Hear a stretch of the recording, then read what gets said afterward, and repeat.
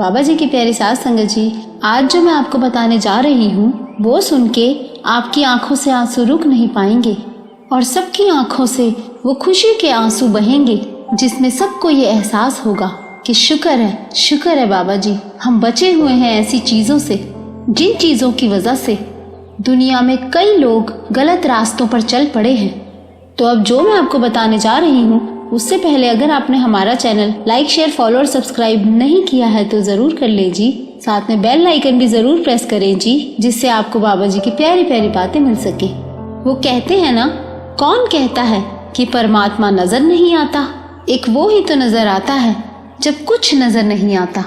तो बाबा जी की प्यारी साध संगत जी, आपको जो अब मैं बताने जा रही हूँ उससे आपके उन सवालों का भी जवाब मिल जाएगा जो सवाल हमें तब आते हैं जब हम बहुत नकारात्मक, बहुत नेगेटिव होने लगते हैं, हमें कोई रास्ता नहीं दिखता और हमारा मन भटकने लगता है। कई बार तो हम इतने नेगेटिव हो जाते हैं कि लोग हमें ऐसी सलाह देने लगते हैं कि हम उस गलत राह को चुनने पर मजबूर होने लगते हैं। पर क्योंकि हम बाबा जी के बहुत ही प्यारे और खास बच्चे हैं, इसीलिए तो बाबा जी हमें पहले मिले। क्या बाबा जी अपने स्पेशल बच्चों को कभी गलत राह पर चलने देंगे? नहीं ना। इसीलिए कितनी ही परेशानियां आ जाएं, पर हमें डगमगाना नहीं। ये परीक्षा ही हमें बाबा जी के और नजदीक ले आती है। और जब रब साथ हो तो पूरी कायनात एक तरफ और हम एक तरफ, कुछ गलत हमारे साथ हो ही नहीं सकता। बस ये डर निकाल दो कि परमात्मा से ऊपर भी कोई है क्या? नहीं है ना। हम क्यों डरते हैं? हम इसीलिए डरते हैं क्योंकि हम दुनिया को मालिक से बड़ा समझने लगते हैं। एक बार की बात है, एक राइटर हुआ करते थे, उनका नाम था सैयद प्रितपाल सिंह। उन्होंने अपनी किताब में ये सच्ची घटना लिखी है और उसमें ये लिखा है कि हजरत मोहम्मद साहब कुरान शरीफ में यह लिख कर गए हैं कि 900 साल बाद खुद अल्लाह साकार रूप से गुरु नानक जी के रूप में धरती पर आएंगे। अब सोचो जरा, कुरान शरीफ में गुरु नानक पातशाह जी का नाम उनके आने से पहले ही लिख दिया गया हो, परमात्मा के आने की आहट पहले ही लिख दी गई। तो सैयद प्रितपाल सिंह जी ने खुद लिखा कि जब वो छोटे थे तब उनके पिता राजा के दरबार में मांदरी का काम करते थे। मांदरी कहते हैं जो तंत्र मंत्र सिद्धियां प्राप्त करके किसी का भी नुकसान कर सकते हैं, कुछ भी कर सकते हैं। तो उसी राज्य में एक गुरसिख भी रहता था, बड़ा लंबा उच्चा, बड़ा नूर था चेहरे पर, ऐसा अट्रैक्शन जैसे उस रब की खूबसूरत नियामत हो, ऐसा नूर झलकता था, बड़ा ही सुंदर। उसकी ऐसी पर्सनालिटी थी कि एक तरफ अगर राजा का रथ निकल रहा हो और दूसरी तरफ वो गुरसिख निकल रहा हो तो राज्य की सारी प्रजा राजा को छोड़कर उस गुरसिख की तरफ खींचे चले जाते थे। अब ये सब देखकर राजा को जलन होने लगी, जेलसी होने लगी कि मेरे होते हुए लोग मुझे तवज्जो ना देकर इस इंसान को देखते दौड़ पड़ते हैं। अब उस राजा की ईगो हर्ट हो गई। उसको लगा राजा तो मैं हूँ, लोगों को मेरा सत्कार करना चाहिए। साध संगत जी, बड़े ओहदे पर जब कोई होता है ना तो उसको अहंकार आ ही जाता है। अब उस राजा के अंदर क्रोध इतना घर कर गया कि उसने उस गुरसिख को जान से मारने की ठान ली और अपने मांदरी से कहा कि मुझसे अब ये सब देखा नहीं जाता, इसीलिए इस सिख को मरवा देना चाहिए। देखो साध संगत जी, कितने सालों पुरानी घटना है, लेकिन आज भी सब अपनी ईगो शांत करने के लिए गलत रास्ते अपनाकर किसी को भी नुकसान पहुंचाने से चूकते नहीं हैं। और जब हिसाब देने की बारी आती है तो फिर वो हिसाब दिया नहीं जाता। अब क्या हुआ, राजा ने अपने सलाहकारों से उस सिख को मरवाने की बात की तो सलाहकारों ने समझाया कि अगर आप बिना किसी वजह के इस सिख को मरवाओगे तो सारी प्रजा आपके खिलाफ हो जाएगी और यही सोचेगी राजा तो बहुत ही बुरा आदमी है और फिर प्रजा बागी हो जाएगी।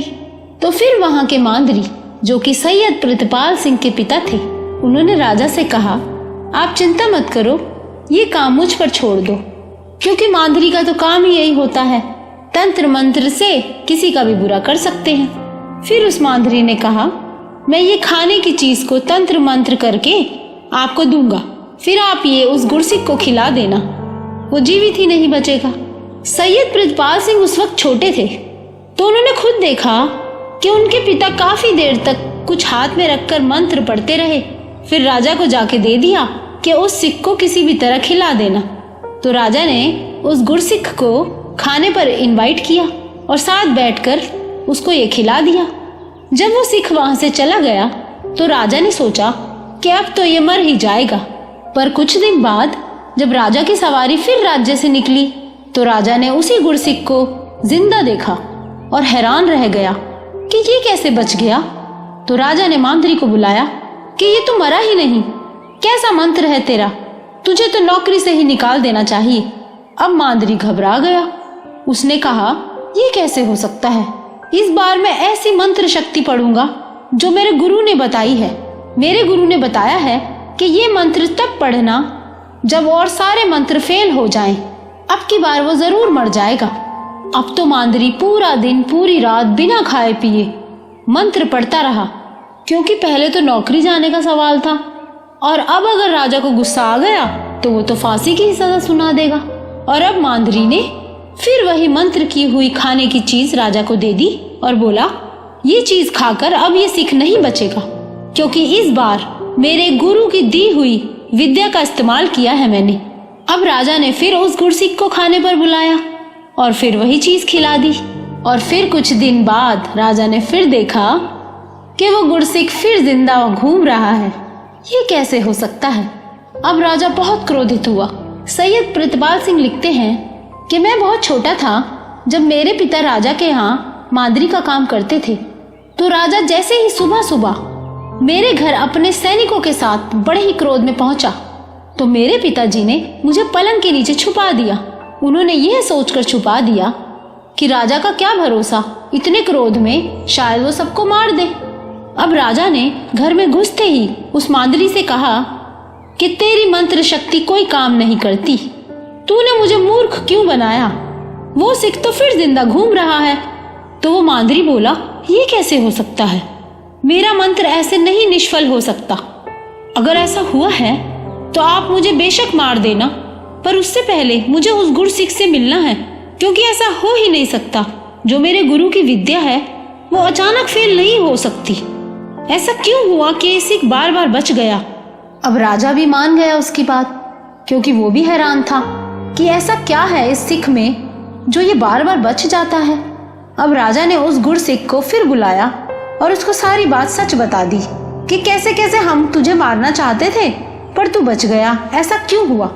पहले तो वो सिख बहुत हैरान हुआ, पर फिर मुस्कुराया और बोला, मुझे क्या पता मैं कैसे बच जाता हूँ, वो तो मेरा सतगुरु ही जाने। अब यहाँ सैयद प्रितपाल सिंह लिखते हैं कि मैं भी बहुत छोटा था तो वहीं उन्हीं के साथ खड़ा था। ये सच्ची घटना जो सैयद प्रितपाल सिंह लिख रहे हैं, क्योंकि उनके साथ आप बीती थी। अब सैयद प्रितपाल सिंह के पिता जो मांद्री थे, राजा और वो गुरसिख सब वहीं खड़े थे और सब बड़े शांत खड़े थे। अब सैयद प्रितपाल सिंह के पिता जो कि मांद्री थे, उनकी नजर उस गुरसिख पर पड़ी तो उन्होंने देखा कि वो गुरसिख खड़ा तो शांत है, पर उसके होठों पर कुछ मूवमेंट है, उसके होठ हिल रहे थे। तो मांद्री ने पूछा कि तुम क्या पढ़ रहे हो। तो उस गुरसिख ने जो पढ़ के बताया, सारी संगत ध्यान से सुनना। उस गुरसिख ने ये पढ़ के सुनाया, एक ओंकार सत्य नाम कर्ता पुरख निर्भव निर्वैर अकाल मूरत अजूनी सैभंग गुर प्रसाद जप आद सच जुगाद सच है भी सच नानक होसी भी सच। अब वो मांद्री हैरान हो गया और एकदम से बोला कि ये आखिरी में तूने क्या बोला। तो वो गुरसिख ने कहा, नानक होसी भी सच। तो उस मांद्री ने हाथ जोड़ दिए और कहने लगा कि मेरे गुरु ने ये जो मंत्र विद्या दी थी तो उन्होंने एक बात बोली थी कि ये मंत्र विद्या हर जगह चलेगी, पर जहां पर गुरु नानक का नाम जपने वाला सिख होगा उस पर मंत्र का कोई असर नहीं पड़ेगा। और मेरे गुरु ने यह भी कहा था कि भूल कर भी किसी गुरसिख पर यह मंत्र विद्या मत चलाना, नहीं तो ये विद्या तुझी पर उल्टी लौट कर आ जाएगी और तुझ पर ही भारी ना पड़ जाए। वाह मेरे सदगुरु। अब सैयद प्रितपाल सिंह जो कि उस वक्त बहुत छोटे थे, उन पर इस सारी घटना का सीधा प्रभाव पड़ा। वो इतना प्रभावित हुए कि मुस्लिम होते हुए भी बड़े होते होते उन्होंने अमृत छक लिया और सिंह बन गए, और तभी से उनका नाम पड़ गया सैयद प्रतिपाल सिंह। तो बाबा जी की प्यारी साध संगत जी, अब आप खुद ही सोचो, हम कितने किस्मत वाले हैं, हमारे पास बाबा जी हैं, तो हमें क्यों डरना। बाबा जी के एक नाम में इतनी ताकत है, तो हम क्यों डरते हैं किसी भी स्थिति से। किसी भी परिस्थिति से हमें नहीं घबराना है। बस हमें अपने बाबा जी पर दृढ़ विश्वास रखते हुए हर पल यही सोचना है कि आगे अच्छा ही होगा। हमें नेगेटिव नहीं होना है। बाबा जी से बढ़कर कोई है क्या इस दुनिया में? नहीं ना। हमें कभी भी डगमगाना नहीं है। कभी भी कोई परेशानी आए तो हमारा सिमरन चलते रहना चाहिए। हमें सिमरन याद भी तभी रहता है जब हम रोज भजन सिमरन को वक़्त देते हैं। कितना अच्छा लगता है ना जब हम बाबा जी की बातें करते हैं, सुनते हैं, तो आंखों से आंसू अपने आप छलक जाते हैं। मन ही नहीं करता कोई भी बीच में आकर ये प्यार वाले आंसुओं को रोक दे। इस वक्त भी बहुत सारी संगत के तो आंखों से आंसू छलक भी गए होंगे। ये जो बाबा जी की याद में आंसू आते हैं ना, ये हम नहीं, हमारी आत्मा की तड़प होती है जो हमें बाबा जी के बहुत नजदीक होने का एहसास कराती है। कितना सिक्योर्ड फील करते हैं ना हम खुद को, कितना सुरक्षित महसूस करते हैं हम। चाहे कितना ही मन उदास हो, पर एक पॉजिटिविटी अपने आप आने लगती है। तो बाबा जी की प्यारी साध संगत जी, अगर आपको ये वीडियो अच्छा लगा हो तो लाइक जरूर करना जी, शेयर, फॉलो और सब्सक्राइब भी जरूर करना जी, और इस वीडियो को ज्यादा से ज्यादा शेयर करना जिससे बाबा जी की प्यारी संगत के पास ये बाबा जी की प्यारी प्यारी बातें पहुंच सके।